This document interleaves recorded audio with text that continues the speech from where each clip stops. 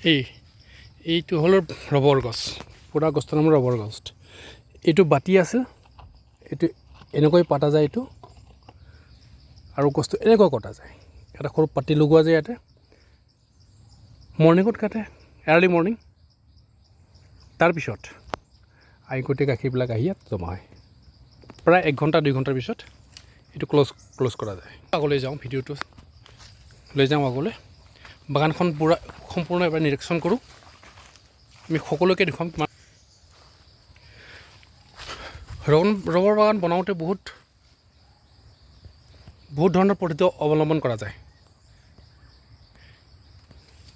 অৱশ্যে বাগানখনটো অলপ লেতেৰা হৈছে, হাবি হৈছে, চাফা কৰিব লাগিছিলে, সময় পোৱা নাই, ছুটিও শেষ।